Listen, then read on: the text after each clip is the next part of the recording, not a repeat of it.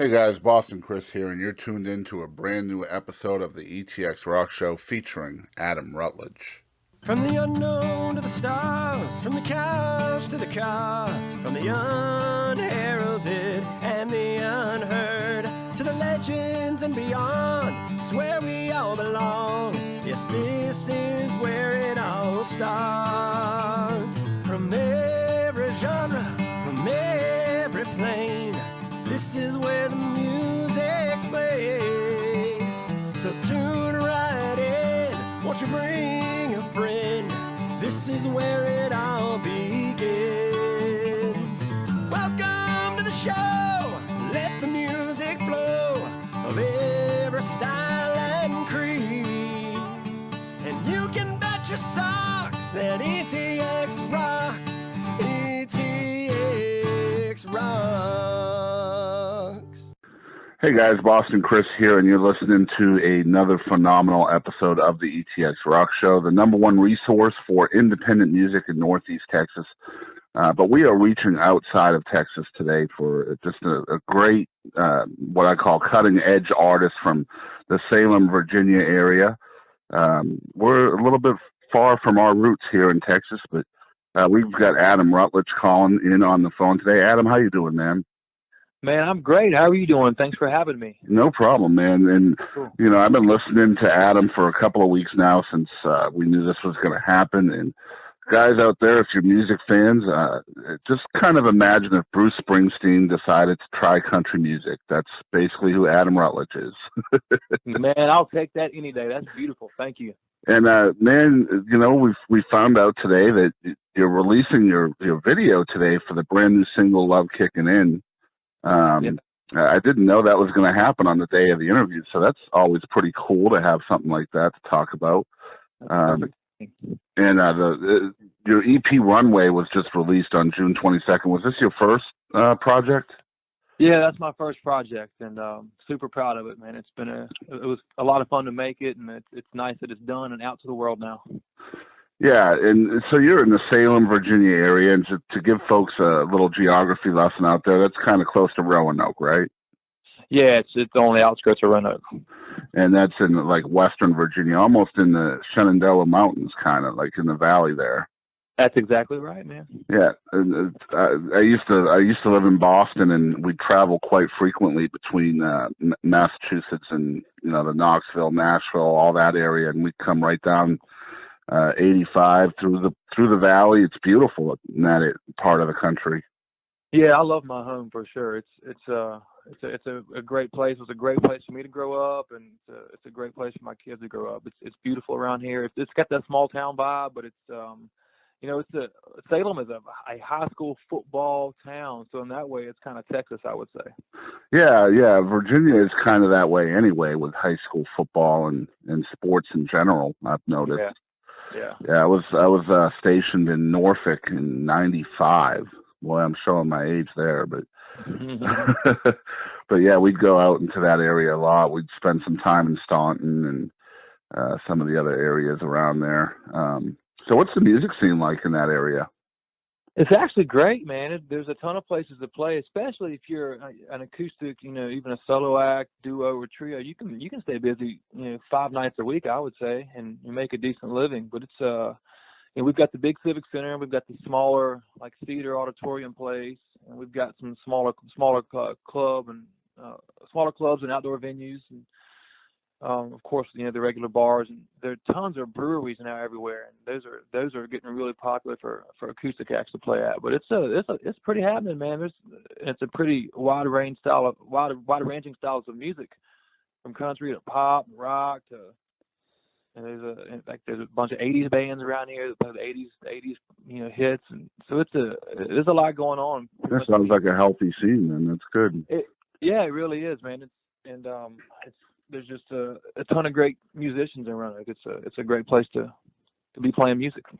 And you did mention acoustic, and one thing that we love to have from folks who call into the show is a acoustic performance or two. And you did send in a couple. The first one is actually your first single, and my favorite song is called July, that we're going to play here on the show. Tell us a little bit about the song and how it came to be.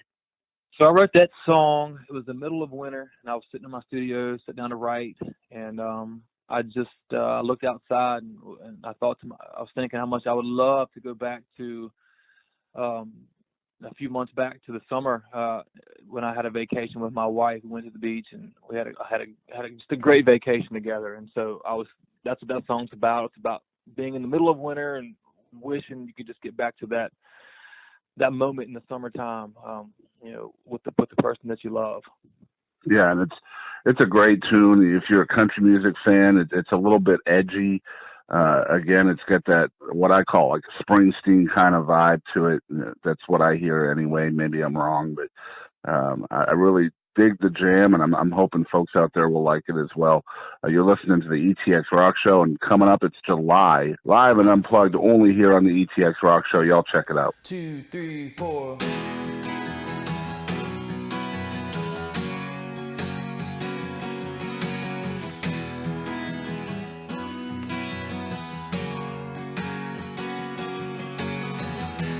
Every time I'm down by that water,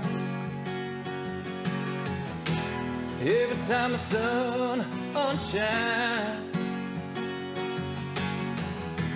I get lost in a memory that takes me back to you and me, young and free and falling in love. And girl, I missed you laying on the shoreline, shooting them tan lines.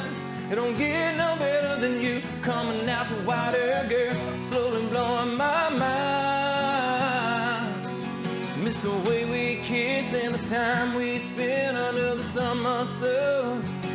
I miss July.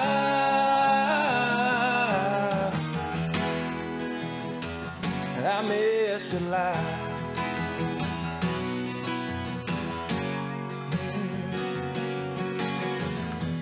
How'd you get going this morning? Girl, without you here, I'd rather stay in bed. Away from the cold and the wind, and wait for winter to end, so I can see you, baby, again. And girl, I miss you lying on the shoreline, shooting them tan lines. It don't get no better than you coming out the water, girl, slowly blowing my mind. Miss the way we kiss and the time we spend under the summer sun. I miss July.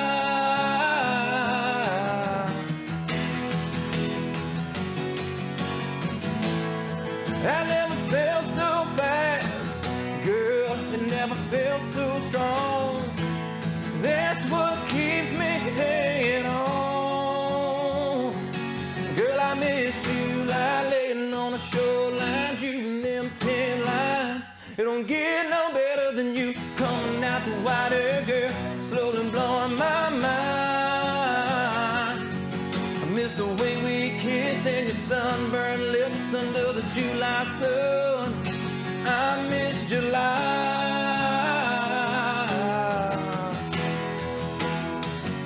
I miss July.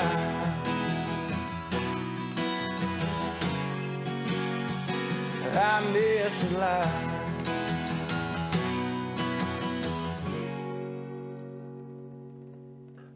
All right, so we are back once again. We have Adam Rutledge on the phone calling in from Virginia. And, one thing I like to hear from songwriters and artists in general is kind of the birth of their sound. And I mentioned in the open how edgy I feel you are as far as not really living in any one particular genre. So I always like to try to hear how that was birthed.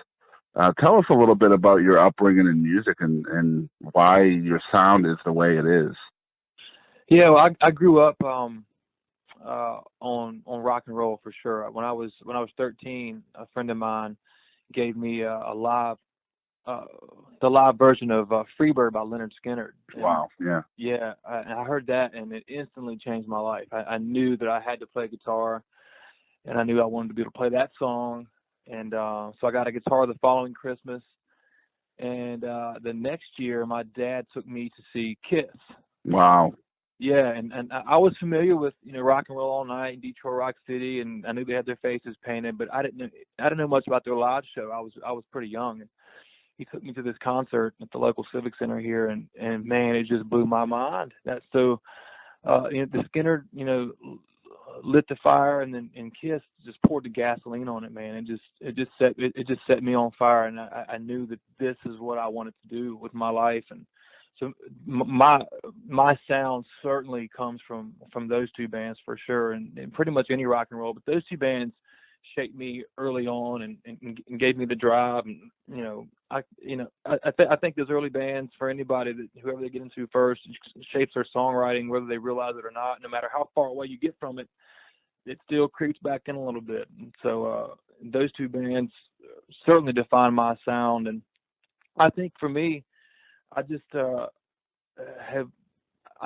think we or my sound, I think it fits in with country radio, but it doesn't blend in. And I think that's a great thing, a great place to be right now, because I don't want to sound like everybody else, but I also want to fit in so that I can continue my career.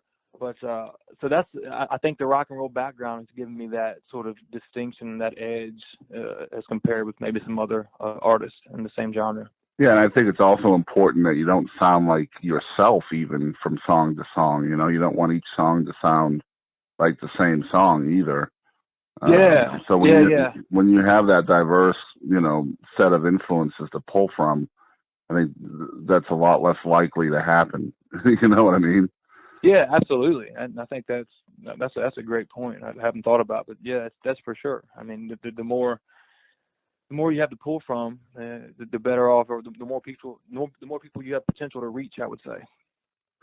Yeah, and I think it's cool too. Like I would not have imagined like Kiss and Lynyrd Skynyrd, but it really is cool that, like, you listen into your music, it's really country based, but there's a lot of differences around the edges of the tunes, from pop to rock to soul. I mean, you bring a lot of different styles and influences into your songs.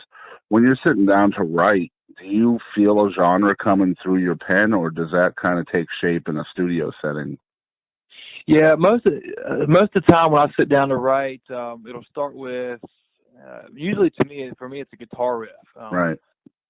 And a lot of times the guitar riff won't end up making it into the song, but it gives me that starting point, or that chord progression. And so for me, everything is, or most of the songs I write they start off being very riff oriented, and then move into what they end up being. But so yeah, that's sort of how it happens for me when I sit down to play or to write.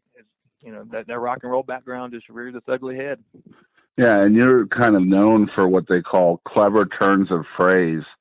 And, this is dotted throughout your biography and through different things I've read about you. I would love to hear from a songwriter's perspective what exactly that means, turns of phrase. Well, I think, like, for instance, Rub a Little Dirt on It. Yep. It's a song off the record. It's my dad used to tell me when I was a kid, if I'd fall down and hurt myself or scrape my knee, he'd say, man, just rub a little dirt on it, you'll get back up, you'll be fine. So I just took that phrase and turned it around to make it about a broken heart. Yep. And so I think that's probably where those quotes come from, or lines like that. Yeah, I kind of figured that's what you were going to pull from, is that song. Yeah. It is definitely very clever what you do with phrasing, and I think that's something that a lot of songwriters kind of miss out on, is the opportunity to do that. I'm trying to think. Have you ever heard of Curtis Grimes? Yeah, I think so. Yeah, he's an old Texas boy, and he's pretty well known for doing stuff like that. And I just think it's kind of a lost art form now in songwriting. Back in the 70s and 80s, there was a lot of that. You really had to listen to music back then to understand kind of where folks were coming from. And I think that's kind of missing a lot in music today, don't you think? I totally agree. One of the things I loved about like rock lyrics from back in the day was that it left a lot of interpretation to the listener. You know right. exactly what they meant. So it could mean something different to every person. But I think that was part of the beauty in those lyrics. they weren't so literal, you know? Right, exactly. And I mean, you've had, you know, you're not exactly a spring chicken anymore either. You're what, 36 or 37 now? Yeah, I just turned 37. And I understand you probably have a family and kids and all that as well, right? Yep, I've got a wife, been married to her for 12 years, and I've got 3 kids. I've got twins, a boy and a girl that are 4, and my youngest daughter is 2. Wow, congratulations, man. Yeah, thank you. That's going to be tough, man, being on the road and taking care of business at home as well. Man, my wife is superwoman. I don't know how she does it, but I'm just thankful that she does it and still loves me through it. Man, where would we be without women, right? I don't even want to know, man. It's scary to think. It really is. It truly is. So, you know, you must have been, let me rephrase that. You must have been in music for quite a while. I imagine at least 10 years, right? Yeah, I've been in bands for a long time. When I was in high school, I joined my first band when I was a senior in high school. And back then I was just a guitar player. I did not want to sing. I just wanted to play guitar. I wanted to be like the guys in Skinner or like Slash. I just wanted to do that. And then our singer got fired or quit, and and so instead of having the band not play anymore, I just stepped up and started singing. And well, that means everybody's cut goes up. You know what I mean? That's exactly right. That's exactly right. So when did this kind of go, or when did this kind of morph from, you know, a hobby or something like that to something that you could really envision yourself making a career out of? Was there a moment in time that occurred for you? I always envisioned myself doing this, but I think it got pretty serious for me when I was I was in this Southern rock classic rock band, and it sort of fizzled out, and I was trying to figure out the next direction or the next thing to do, and my mom gave me Keith Urban's Golden Road record, and you know, me being from that rock and roll background, I love guitar riff oriented music, and that record had some of that stuff on it, and so that piqued my interest. And then I heard some of the Jason Aldean stuff, and it had that rock and roll, you know, edge to it, and so I said, this is my lane. And I started you know, doing that country thing, writing country songs, and then my first or second gig as a country artist was in front of like 4,000 or 5,000 people, opening up for Rodney Atkins and a few other people. And the response from that show was so great. It made me realize that maybe this was a good choice. Maybe I should continue to do this. And so so maybe that moment was sort of aha moment. Yeah. I made the right choice, and I'm heading down the right road. Let's really give this thing a go and see what we can make of it. And so how do you feel like the current state of country music, especially within the Nashville community, how has that kind of opened doors for you as an artist? I found everybody down there to be super helpful. You know, I haven't come across a lot of egos, and everybody's sort of willing to, you know, to help out and to guide you and to, you know, to make a phone call or connect you to somebody. It seems like everyone is sort of rooting for each other to win, which is pretty phenomenal given how competitive it is. But I think what, you know, one of the things I love about Nashville and country music today is sort of how big of an umbrella it is. There's sort of all these different subgenres inside of country music now, and I think that's really a great thing. You got, you know, the real poppy stuff, you got some of the traditional stuff. You know, me, I'm more of the rock stuff, and it's really given guys on the outside like me a home, and not to mention it's like Andy Sheridan, one of the producers on the record. He's a pop guy, and so he and I and Jeff Smith, who produced the record, got together, and that sort of pop rock marriage, country marriage, really, I think, helped define my sound. So Nashville is, I think it's what's going on there right now is really special. Yeah, and then the only reason why I wanted to ask that is because, I mean, you know, 30, 40 years ago, a lot of the artists like you that are kind of living on the edge might not have the opportunity that kind of comes with Nashville today. And it's kind of a double-edged sword, too, because, you know, as a fan, sometimes when music is that edgy and has all those subgenres, you can kind of split the audience, and that's sometimes not a good thing. But traditional is coming back too, so it's kind of neat to watch as a fan. Yeah, I think that's a good point, and that's certainly it's certainly good for country music that traditional is coming back a little bit. I think that probably the genre needs to be kind of reeled in a little bit. Yeah. But yeah, you're right. If 30 years ago, I wouldn't have had a home in country music. So you did mention Jeff Smith, and Jeff has been kind of a catapult for you in your career, with the record and also with your new management with Phil Vassar and all that. So kind of tell the listeners out there how all of that happened for you. Yeah, so my mother and Jeff Smith went to high school together in Amherst County, Virginia. And when I started writing songs, I would send I got Jeff's contact info from my mom, and I started emailing him songs to sing background vocals on. And so he was doing that recording for those songs at Phil Vassar's home studio. And it just so happens one day Phil was home and happened to walk in, ask him what he was doing, and he said, "Man, come check this out." And I think he played in July, and Phil heard that and liked it a lot. And so Jeff called me up and said, "Hey man, come down. Phil and I want to talk to you and see what's up." And so I immediately got in the car and drove down to Nashville, and Jeff and Phil and I hung out in his house and talked for a few hours and had a great conversation about what it takes. And we also made some plans, for the future that have gotten me to where I am now. And so that's kind of how that started. My mom and an old high school friend.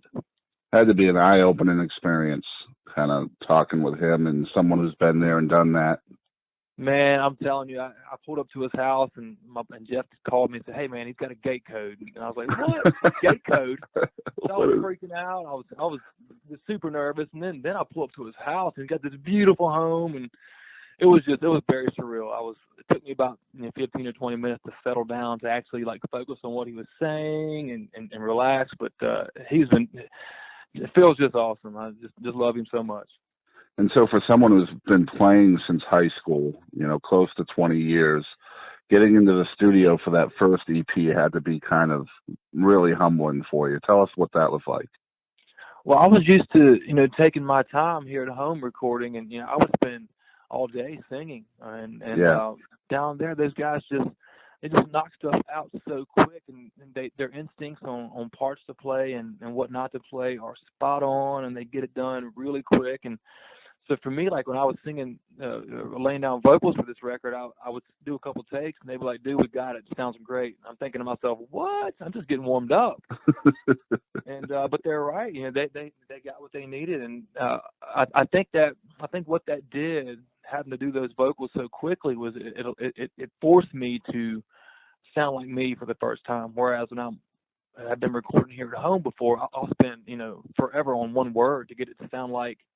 I guess in my head, I was trying to sound like something I'd heard on the radio, and having to record the vocals so quickly, and it wasn't too quick. It was just right. But having to get them done in a couple takes, it forced me to sound like me. And I remember thinking that when we were listening to the rough mixes of these songs, it scared the crap out of me. Yeah. But also it was just the greatest gift, because whether this thing sinks or swims, at least it'll do so with me sounding like me, and I can live with that either way. And what does that mentality do for you in a live setting? Oh, it gives me great confidence. It really does. And Paul Stanley from Kiss is one of my favorite frontmen of all time. So live, I'm kind of all over the place, and I try to stay in great shape, but every now and again I'll get out of breath, and I may miss a word, or I may sing a bad note. But to me, it's just rock and roll. It's about putting on a great show and having fun with the audience. So it's that's sort of my mind frame or my mindset when I'm performing live. And so you get the brand new single out. It's called "Love Kickin In," and you have sent in an acoustic video of that, which we're going to play in a little while. So you folks out there listening, make sure you stay tuned in, because we are going to show that new single here in a bit. But the video dropped today, and this is an actual national radio single. So Tell us what it's like to just trying to get your stuff out and heard all across the country. And you're just a small town Virginia boy. Yeah, it's challenging to say the least, but you got to start. You start with you just do it any way you can. It can be super expensive, but getting on the radio is super tough. And there's a lot of people that want those spots and want that airtime. So it's very difficult, which is for me why I like to hang my hat on live performances. If I can sell tickets, if I can go out there and play and get in front of people, and that's what I'll hang my hat on. Do you feel like the advent of the internet and social media has made it easier for folks to hear what you have? Well, for sure. I think it's made it a little less important to get on the radio because the access to music is, it's everywhere. So the social media thing is totally changed the game. I think the industry is still trying to figure out exactly how to deal with it. Right. Yeah. But it's a good thing for artists like me, for sure. Yeah, I think it scares the bejesus out of radio, for sure. I do too. I think radio is trying to hang in there, but they have to try to learn how to be cutting edge because, there's thousands of shows like ours out there that, we're just music lovers and putting these shows out by the seat of our pants with no budget, but the love for the music keeps us going, and it's just neat to be able to talk to somebody from Salem, Virginia. We're sitting here in East Texas, and Adams is in Western Virginia. And who would have ever thought that we'd ever meet or talk, But the music is what brings folks together. That's what it's all about, man. That's what it's all about. Absolutely. And so the new EP is called Runway. It was released on June 22nd. I know this is available everywhere like iTunes and Spotify, Apple Music, all over the place. As an artist, where would you send folks? What's your go-to? Would you rather they buy it or would you rather they stream it, or does it matter? I really don't care as long as they do one of those two things and like it. Obviously, I make more money on downloads, but it's we're talking pennies. So I just want them to stream it or download it. I'm cool either way as long as they like it. And are you going to have physical copies of the EP like it shows, or is there an online store for that as well? Yeah, we'll have physical CDs are on sale on my website, AdamRutledgeMusic.com, and of course at live shows, and they'll be for sale on Amazon within I think by the end of this week. Very cool. We're going to have to try to talk you into sending us one of those for sure. Oh, for sure, I would love to. We do a lot of live interviews here in the studio, and we have what we call, I guess our guests call it the Wall of Fame, where we kind of display all the artist stuff that they give to us here on the wall. And so we film in front of that just to try to get some, additional promotion for folks that we've talked to. I'll definitely send you some stuff for sure. I'd love to. Cool. I'll make sure you have our address and all that stuff. Cool. Thank you. So once again, we're sitting here and we're talking with Adam Rutledge from Salem, Virginia. It's episode 271 of the ETX ROCKS Show. Unbelievable. We've done this many shows in just over 2 years. I'm really excited about that. If you tuned in for the first time, it's season 3 of the show, and episode 300 is fast approaching, and we have a huge announcement for that episode. As you know, Ronnie Millsap was the first guest of this season. That was episode 201, I believe. And wait till you see what's happening for the end of the season. It's going to be a lot of fun. We're looking forward to it. So make sure you're following along with us to find out what that big announcement is. Once again, we've got Adam Rutledge on the phone. Currently, his new single, Love Kickin In, is out there making the rounds. So if wherever you're living at, make sure you're calling your local radio to request a song. We're actually going to play a live acoustic version of the song right now. Adam, tell us how this song came to be. So the song was pitched to me by my manager, Amy, and Jeff Smith, who was one of the writers on the song. And when I first got the song, it was a demo, and the demo must have been recorded with Rascal Flatts in mind because it was super high. The vocal was really high, so we just brought the vocal down and rocked it up a little bit. And it's just a we're not trying to save the whales with this song. It's just a fun, feel good song about love and how good it feels to be in love and how good it feels to fall in love. It's just a feel good song. Awesome. Not trying to save the whales. I love it. So y'all check it out. It's only here on the ETX ROCKS Show, live and unplugged. It's Adam Rutledge with Love Kickin In. 2, 3, 4.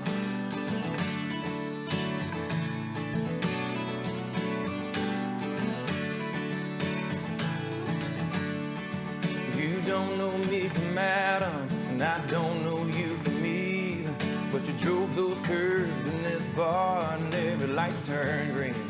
And I'm always chasing fast things. I gotta get to that rush. When you look my way and you sit here, I thought, better buckle up. Cause it feels like a jet plane on the runway, about to fly. Sounds like a Harley, fire it up, gonna let it ride.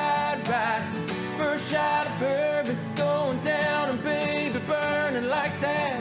1, 2, 3, 4 before the band begins. Oh baby, that's just love kicking in. My temperature keeps rising as you push to the floor. And you toss your hair the whole room stairs, making me want more. Feels like I've always known you, don't even know your name. You're striking like lightning, we're starting up a flame. It feels like a jet plane on the runway, about to fly. Sounds like a Harley, fire it up, gonna let it ride. First shot of bourbon going down, and baby burning like that. 1, 2, 3, 4 before the band begins. Oh baby, that's just love. Is this what it feels like when you finally find forever? Put your arms around me, girl, let's find out together.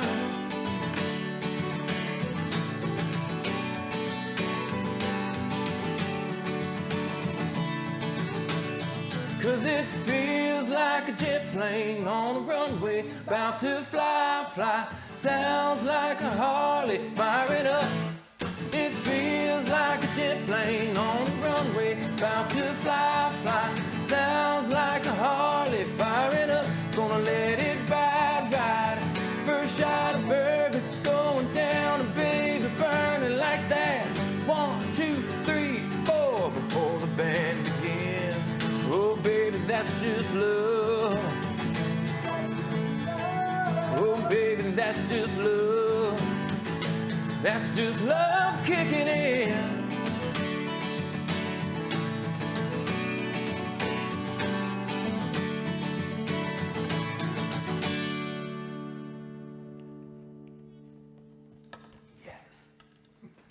Yes.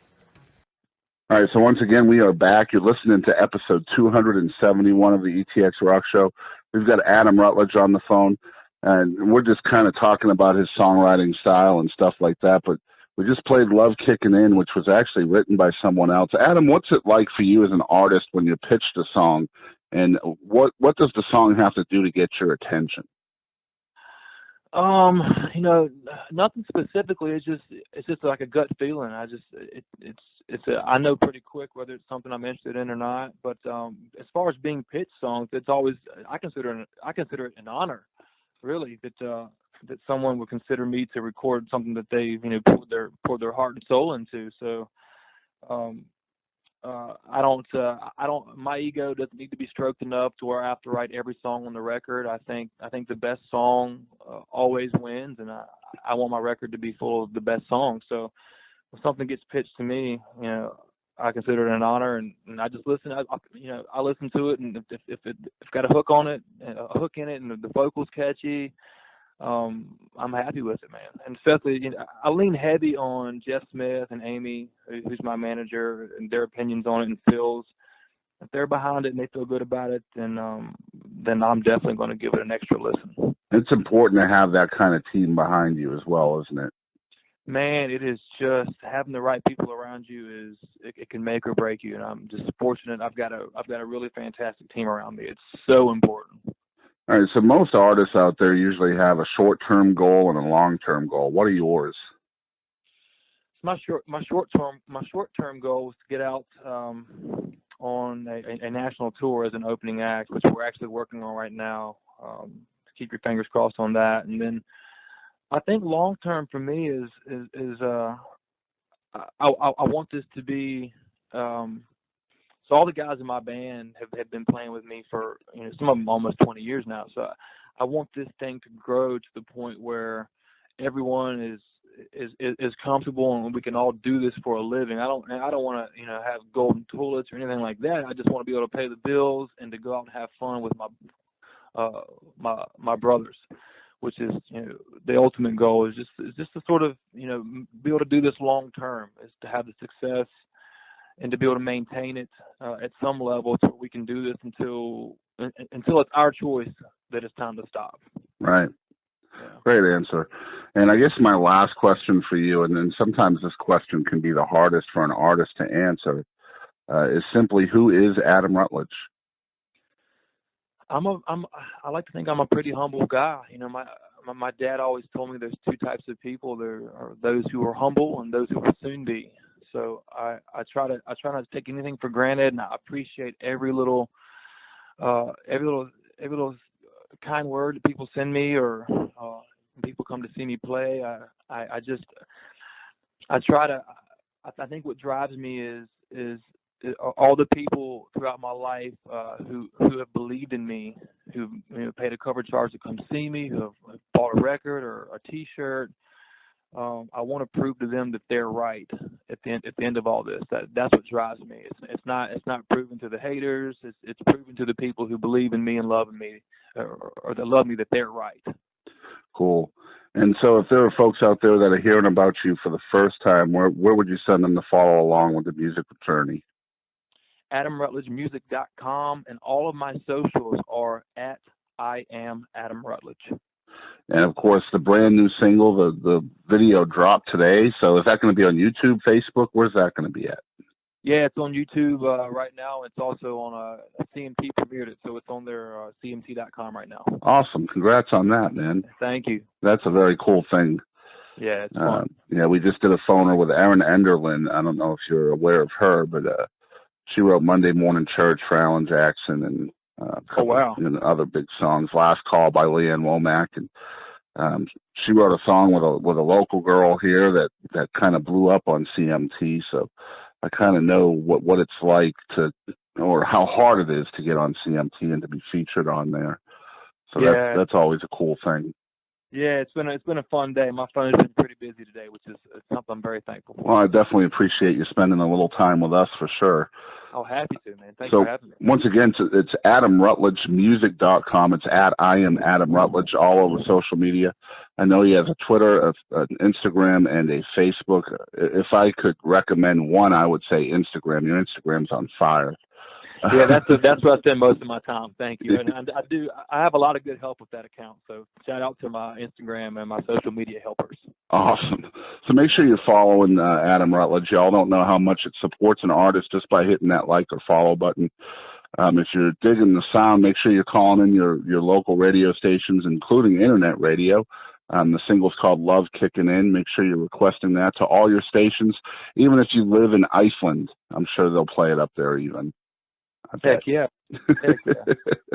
All right, so once again, you guys are tuned in to episode 271 on the ETX ROCKS Show, the number one resource for independent music in Northeast Texas. Today we've been talking with Adam Rutledge. Again, you can follow along with everything that's going on with Adam at AdamRutledgeMusic.com. It's I am Adam Rutledge on social media, Facebook, Instagram, and Twitter. If you're tuned in to us for the first time, you can follow along with us. We are on Facebook, Instagram, and Twitter at ETX ROCKS. If you're tuned in on YouTube, please hit that subscribe button. Spotify listeners, hit the follow button. That'll give you guys notification whenever we drop a new episode, which is 3 times a week. All new artists every single week, so y'all check that out. The subscribe and follow buttons are the best way you guys can support us out there.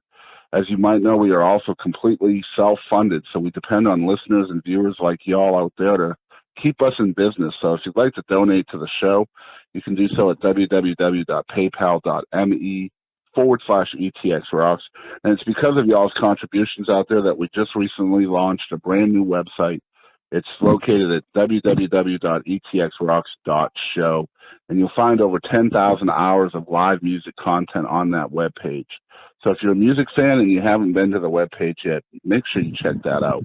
Now, as we always say on the ETX ROCKS Show, we want to thank everybody out there for always supporting live music of all genres and all styles. And don't ever forget, ETX Rocks. From the unknown to the stars, from the couch to the car, from the unheralded and the unheard, to the legends and beyond, it's where we all belong. Yes, this is where it all starts. From every genre, from every plane, this is where the music's played. So tune right in, won't you bring a friend? This is where it all begins. Welcome to the show, let the music flow of every style and creed. And you can bet your socks that ETX